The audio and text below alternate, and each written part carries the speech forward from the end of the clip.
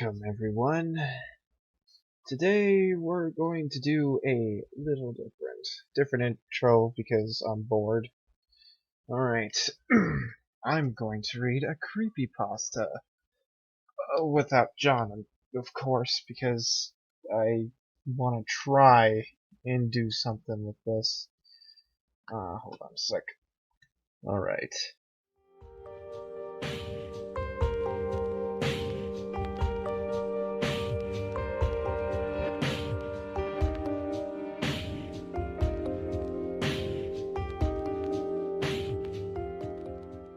I have always been uneasy driving alone at night. It was the worst of the few times when I just gotten my license, but the nagging fear has never gone away to this day. It's disorientating to look into the mirrors and see nothing, and I mean nothing but the consuming blackness of the night. It makes me hesitant to check the mirrors. Should I see this dark void, or worse, someone sitting in my back seat staring at me? In the summer of 2013, I found myself driving at home alone on a highway at 902 from a party. It was almost midnight, and needless to say, it was pitch black. As it was usual at night, I was on edge. I had the radio off, and I could hear nothing but the muffled roar of the tires on the pavement and the dull hum of the engine.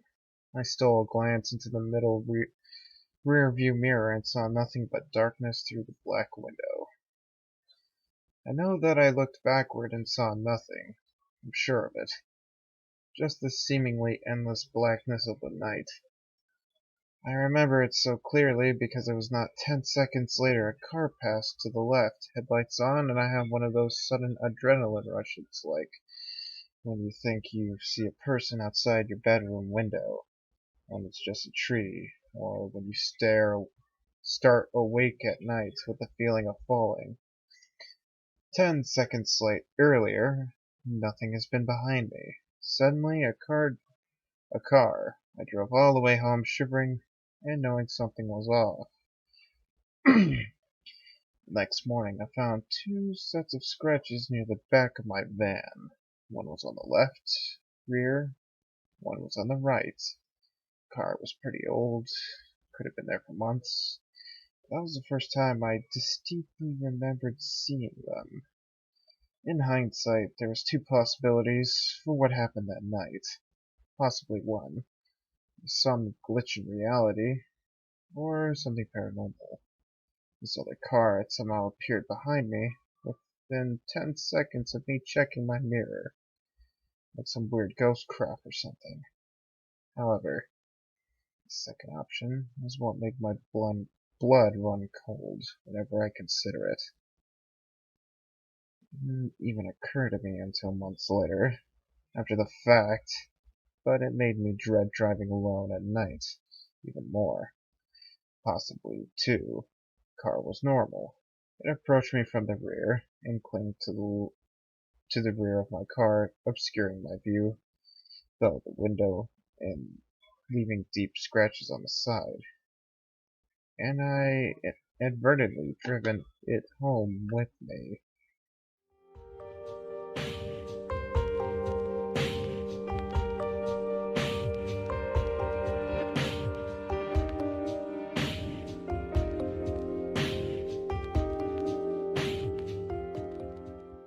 It all started at the 14th night of March, the night of my parents' 20th wedding anniversary. It was a wonderful sunny day, if memory serves me, surprisingly warm before the beginning of spring. The beautiful weather was perfect for the atmosphere of the day. Being married for 20 years is obviously a momentous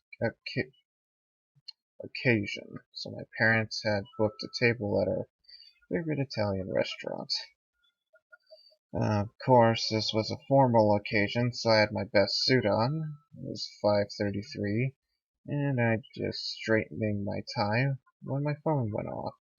I received a message. It's strange. I thought that never happened. I checked the message. It was from my mom. It was quite a jumble of numbers and letters, though the vocabulary strew I could make out. One legible was phrase, "Please help me." It should go without saying that this worried me greatly, so I immediately replied, "Are you okay?" Just as instantly I got another text which reads, "Oops, pocket text." I sighed with the relief I had and continued to prepare myself. A few minutes later, I received yet another message, this time from my dad. I checked the text, and once again, it was a massive mixture of letters and numbers, with the phrase, "Please help me," concealed within. Creepy, though this was. My dad was always a jokester, so I presume he was just joking around until I sent another text saying, "Oops, pocket text." Now this sparked panic. Sure, unmistakable panic.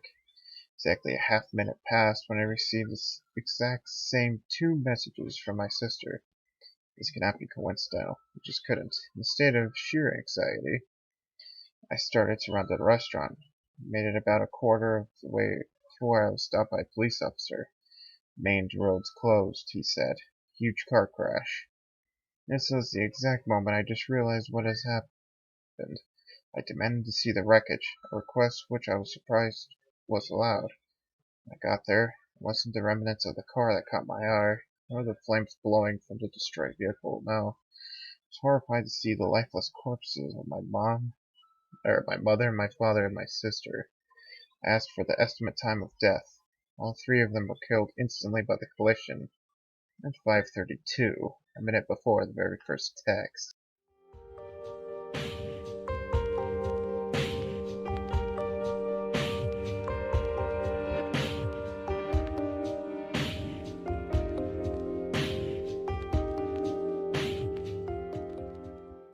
This actually happened to me a few years back at the University of the Arts in Philadelphia. My sophomore year, I roomed with a girl named Kara. She was a jazz vocalist, but her main interest was opera. We had a small room on the sixth floor of a dormitory called Juniper Hall. The walls were thin, and her late night singing and voice practices would keep me up late.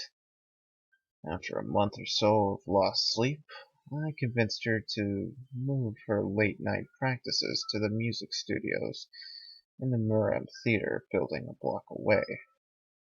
Around 8 o'clock one evening, I announced that she would be practicing late for an upcoming recital and probably wouldn't be home until around midnight. Great, I thought. That meant I could go to bed early. I was beat. Had a horrible day in the acting studio. Was ready to pass out as soon as I had dinner. She said good night and left, coffee and sheet music in hand. Made some grilled cheese and soup, gobbled it down, immediately began to prepare for bed. By the time I got out of the shower, my eyelids were so heavy I could hardly brush my teeth. Pulled on my PJs and crawled into the top bunk of our bunk bed. I was out as soon as my head hit the pillow.